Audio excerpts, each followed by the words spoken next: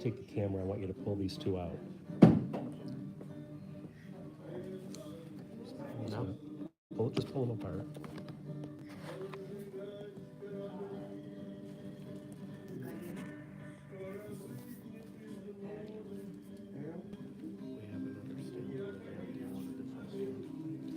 Well, the problem with this is the audio port being here.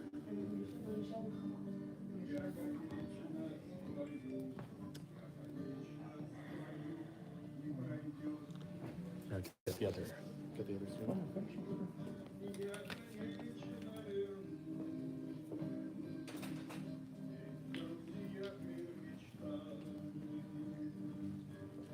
All right, kind of quick, please.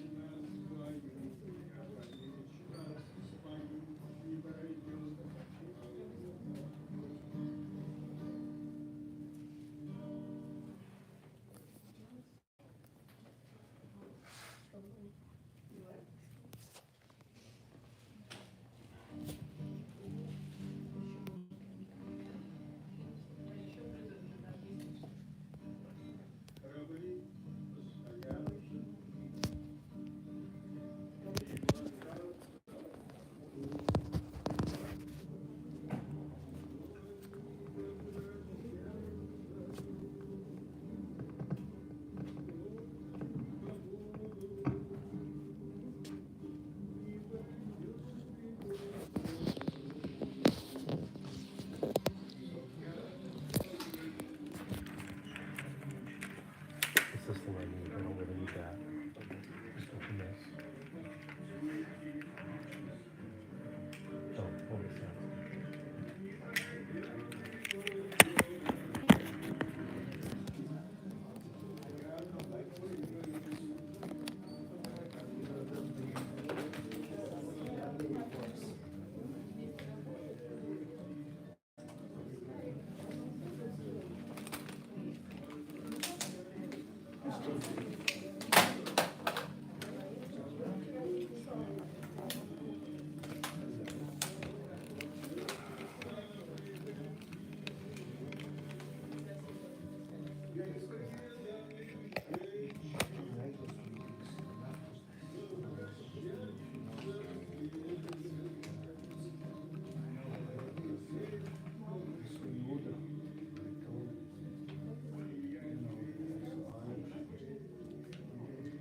This is so wobbly. This is so wobbly.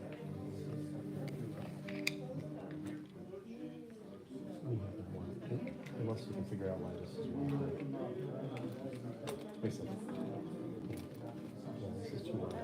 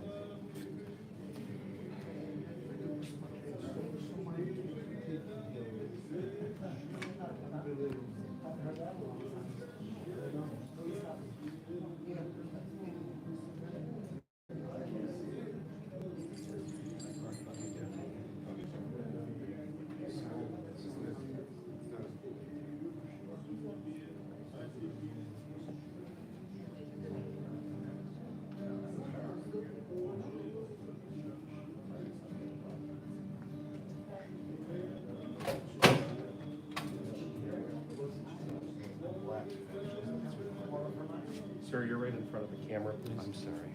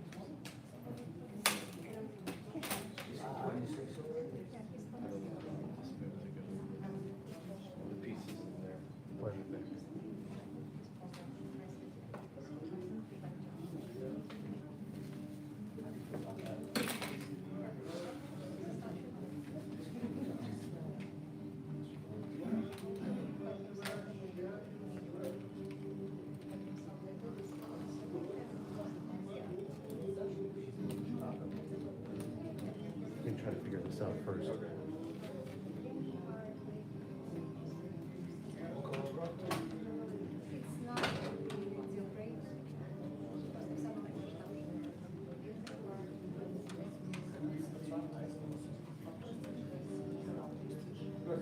Rabbi, I need just a couple minutes. It's not broadcasting yet. It's showing it's broadcasting, but I'm only hearing sound. Just give me a moment, please.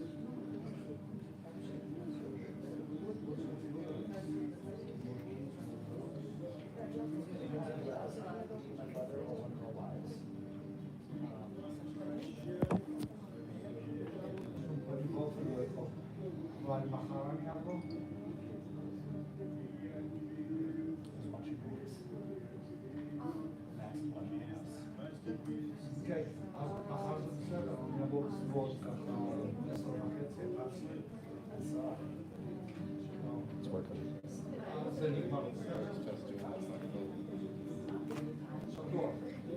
It's because this was on Wi-Fi. Now, I want to see one more thing.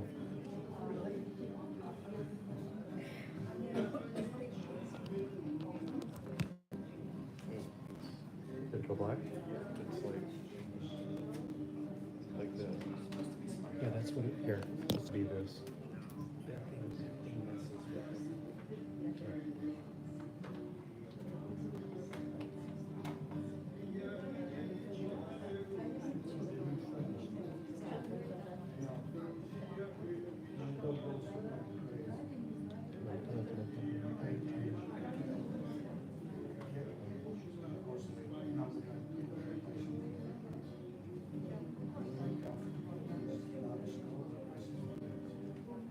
I had it.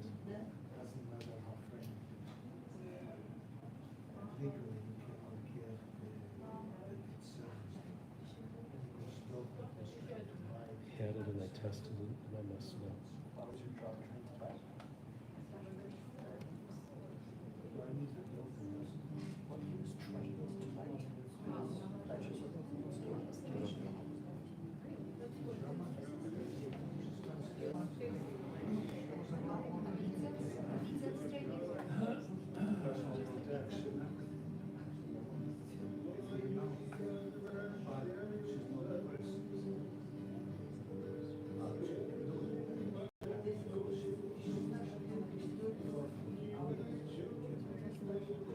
Do you have time to set up a new live stream and take it, put it on the website as far as interment? I'm having.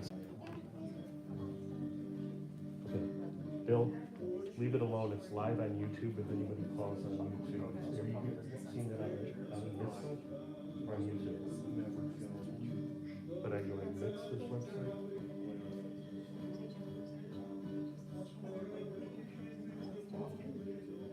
It's working. Leave it alone. Not a plug it in. Right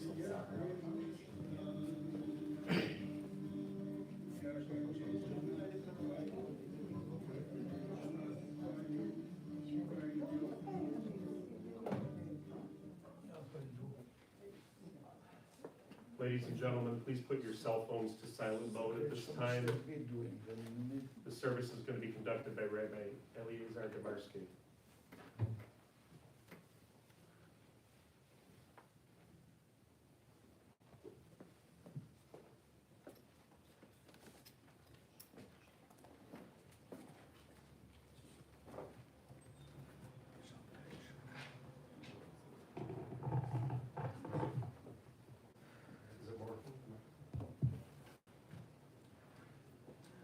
מזמור לדוד אדוני רואי לא יחסור, בנוסדש ירביצני על מי מנוחוס, ימלאני נפשי שבבינחני במגלי צדק למען שמו.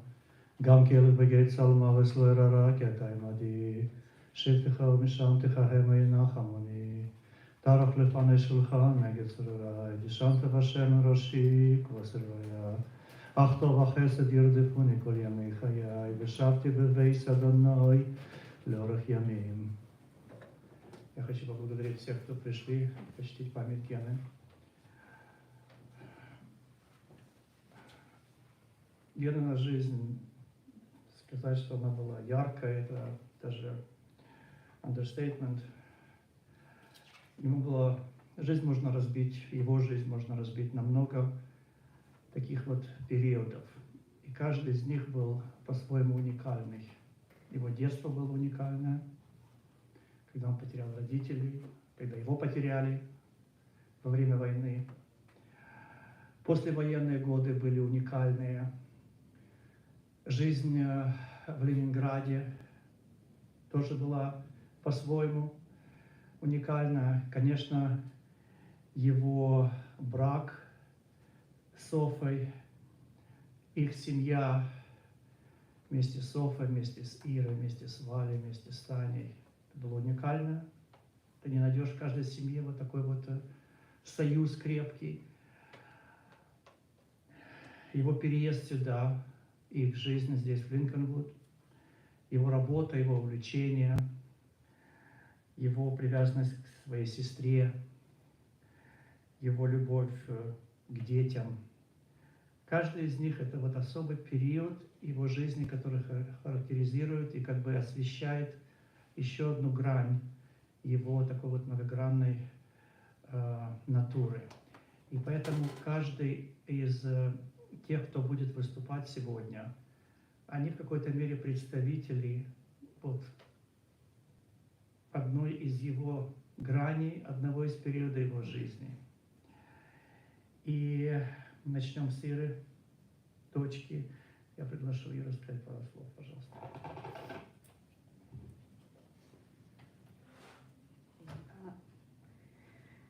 We are here today to say goodbye to Gena, my dad. It is unusual for me to call him dad.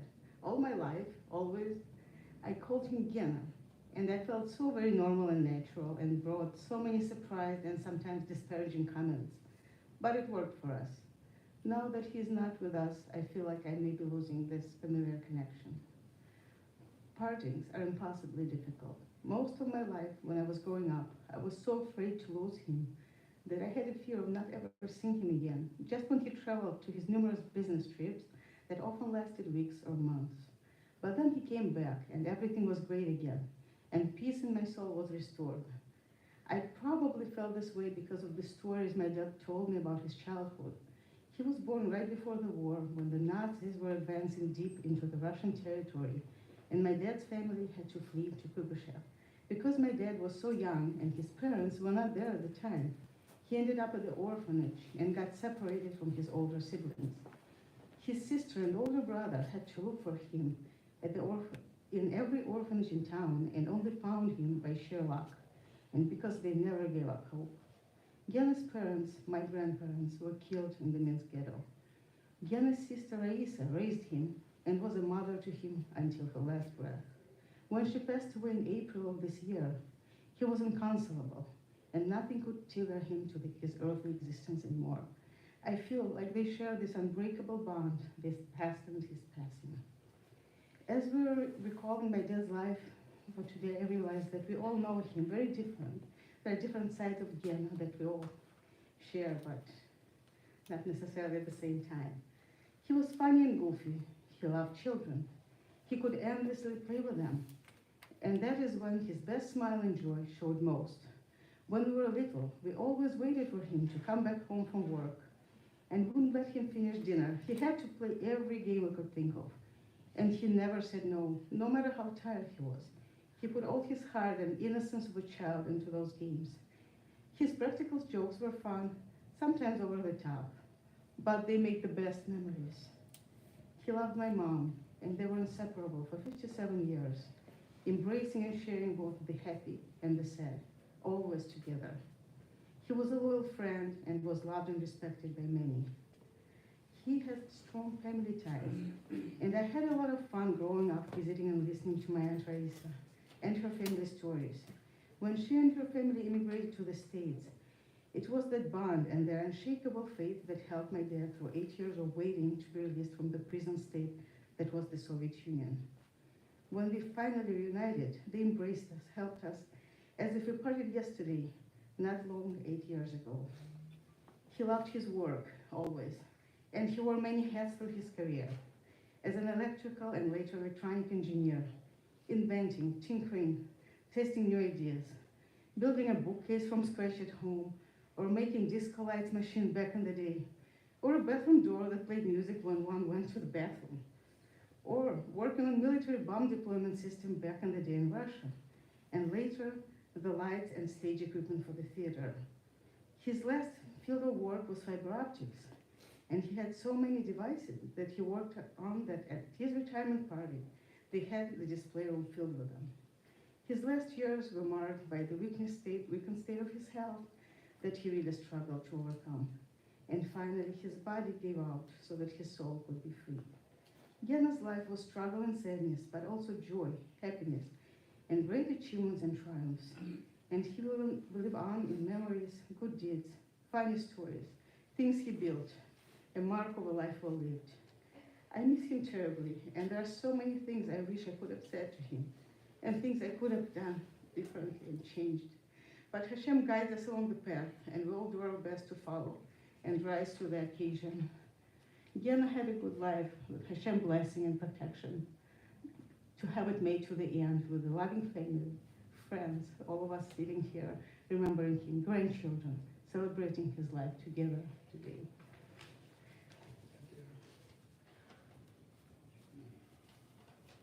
Regina.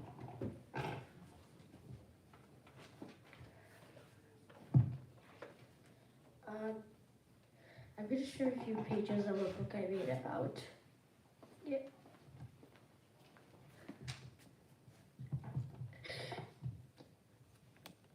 Yeah.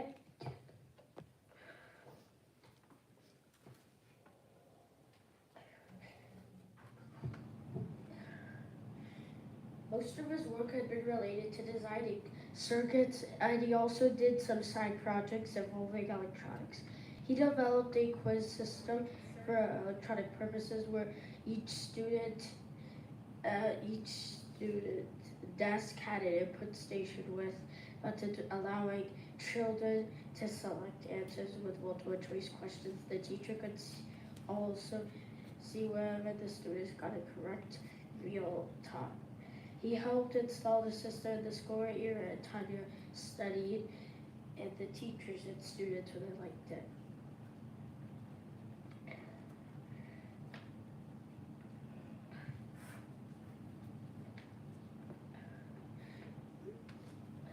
In his spare time, he liked to work. He was really excited about inventing new things and finding solutions to engineering problems. His favorite color was gray, while his favorite food is rye bread. What? His favorite music was music from the 1960s. The book Master and Margarita by Mikhail Bulgakov was his favorite book. He really liked the art of Vincent van Gogh and Caravaggio. His words of wisdom for younger people are, if it exists, it must be possible. So use your natural curiosity. Figure out how things work. Then you can invent new things. If you are passionate about something, don't give up.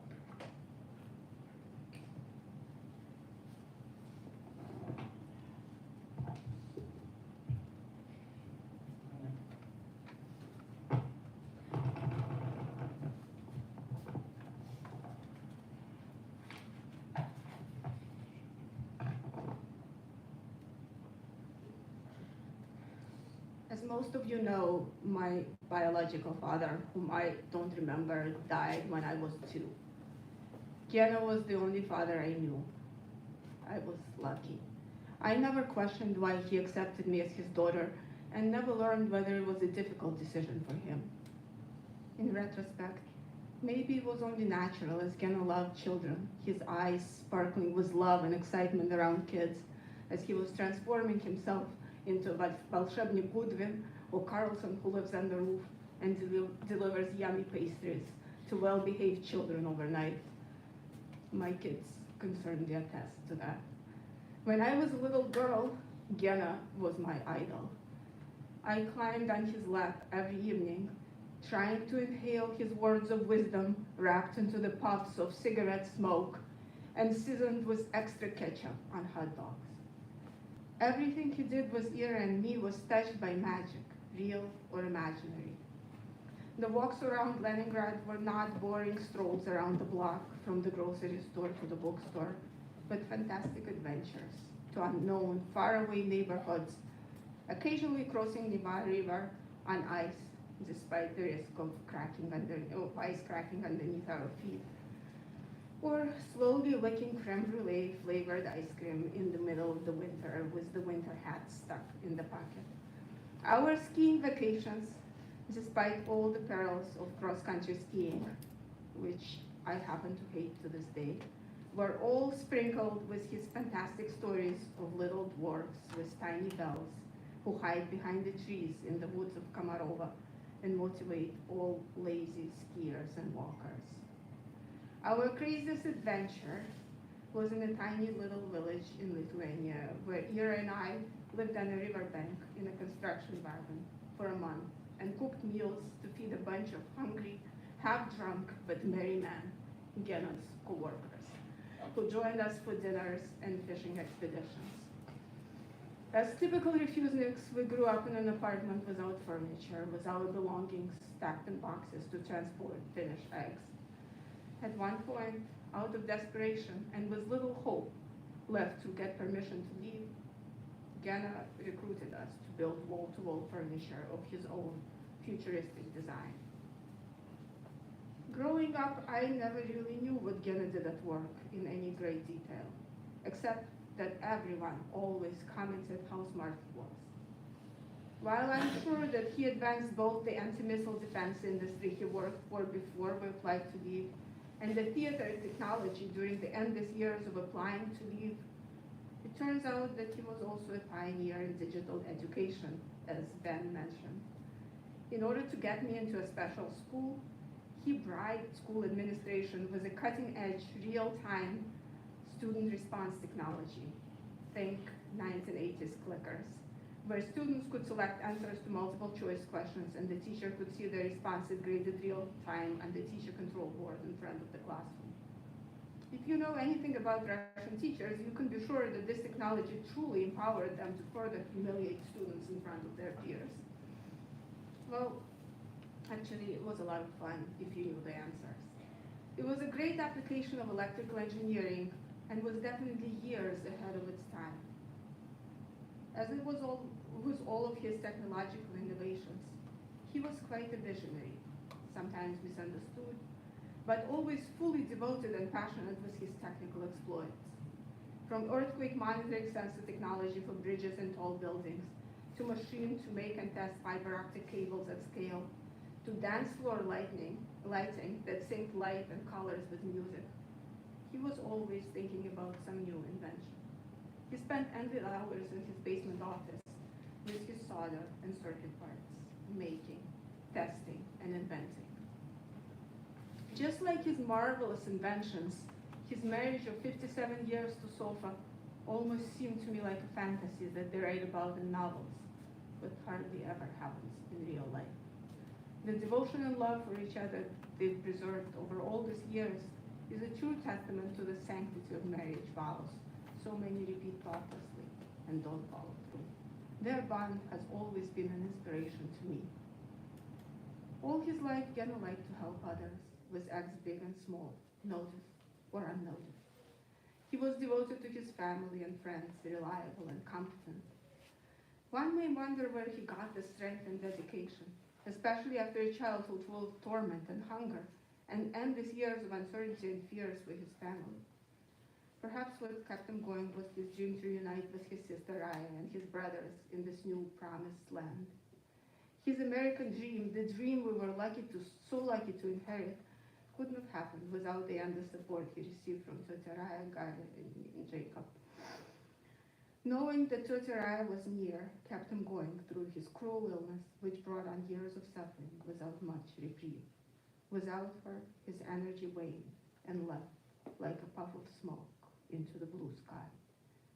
As we celebrate his life today with all its quirky turns, I want to express my immense gratitude for everything I took for granted, for his unconditional love. I love you dearly. You're in my heart forever.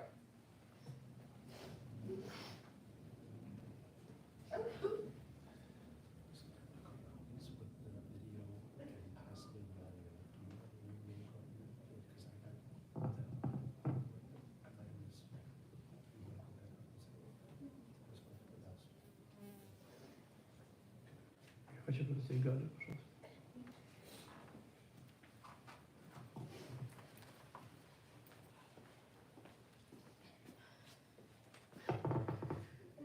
So I'm probably in danger to repeat many things which were told before me. Just within 2 months were there another funerals, and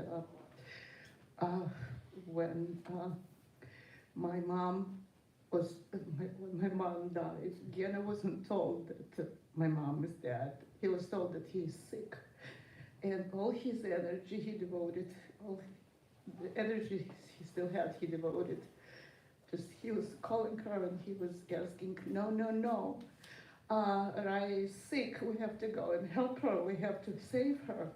But she was already dead, but at this point, it was hard for us to tell him the truth. Their bond was unbreakable, unshakable, and my mom always called my children by Gena's name, or Gena called. I said, Gena called? No, no, no, I mean Walter called, Jeremy called, or something. Gena was always on her mind and always on the tip of her tongue. It's always all about Gena. Sometimes I was jealous, but I truly understand how unshakable their bond was. When I was born, Gena already was in our family, and I was growing up, I was thinking that he was my brother, he was a sibling. And of course I took the whole advantage of it, and sometimes I drove him nuts, but he never ever lost patience. And he was the best brother I could have. We, as was told, we all have our own Gena, we know our own Gena, and I can use a lot of adjectives to describe him. To me, he was a gentleman, he was considerate, he was kind, he was very understanding, and being a child, I wasn't an easy child for my parents. I really was very stubborn. He was the only person who really could convince me to see the truth, and that continued. It wasn't only in my childhood. When I was adult, he still had a huge influence on me. On any level, he had huge influence on me, intellectually, every step of my life, every step of my life. it's just hard to imagine that he's gone and he's back in an embrace of his beloved sister, and I'm sure they're there right now talking about it, and he'll be awfully missed by so many, me especially. Ariel?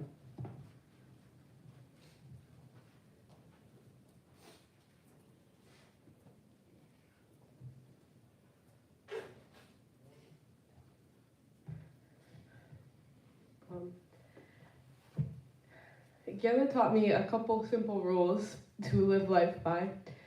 Something sweet will always make life better.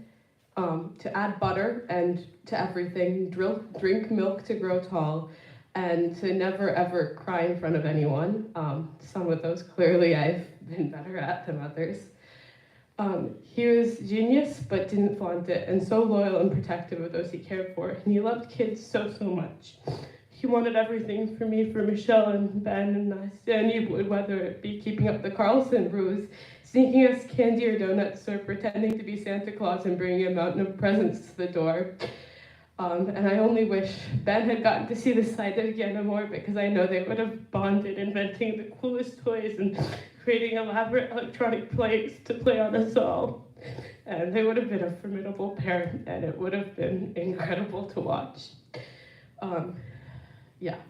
But for all his jokes and levity, Gennady was also fiercely independent and incredibly stubborn. And these past couple of years, we watched him disappear into himself. And so in honor of the Gennady before, we eat, we hug, we love, and we are happy, because if Gennady showed me anything, it is that we ourselves have the power to change the way we look at the world and make it our own sunny, bright, and beautiful place.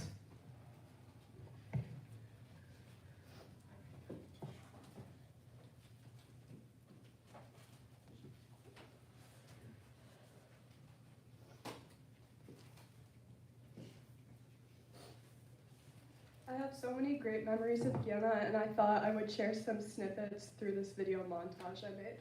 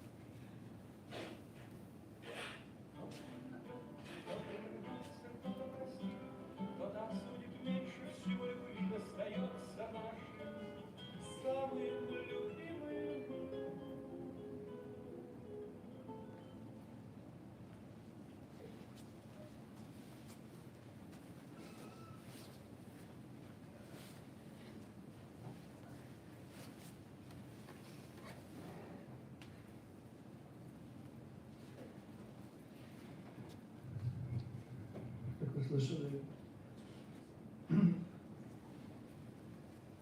Гена любимый цвет был серый, но его жизнь была далеко от серой.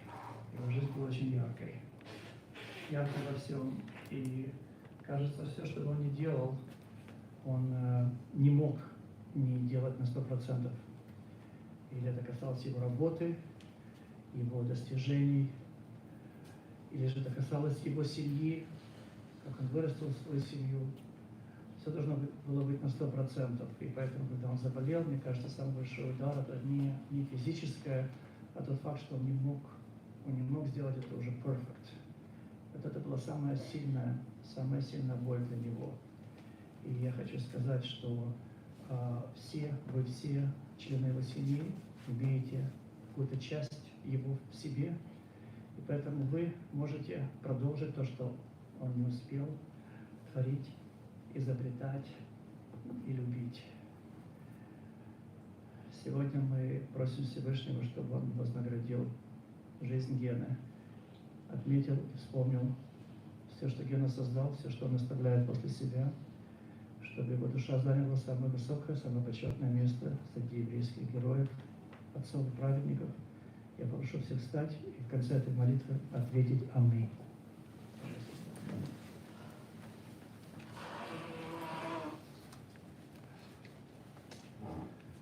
El male rachamim, shoichen bamrovim.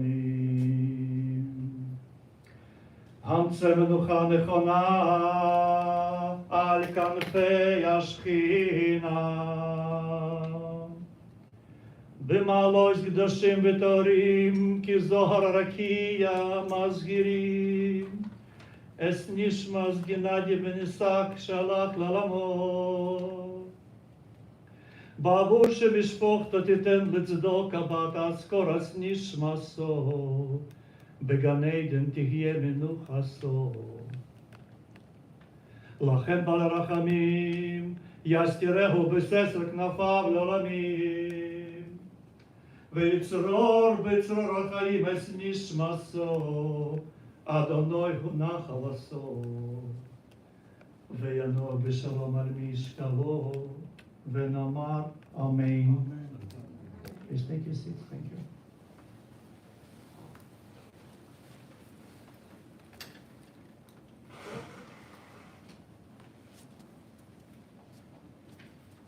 Ladies and gentlemen, we're going to make our way to the grave site. If any of the gentlemen here wish to assist us by being pallbearers, please feel free to come up and you'll follow us. We're just going to walk over to the grave site.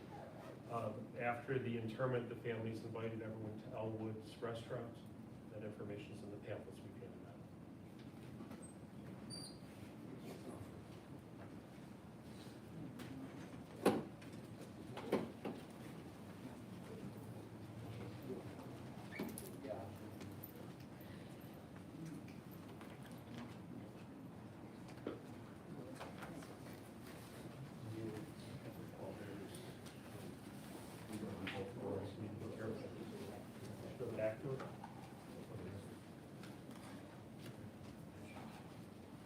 Anyone, you can all go out the side, the pallbearers will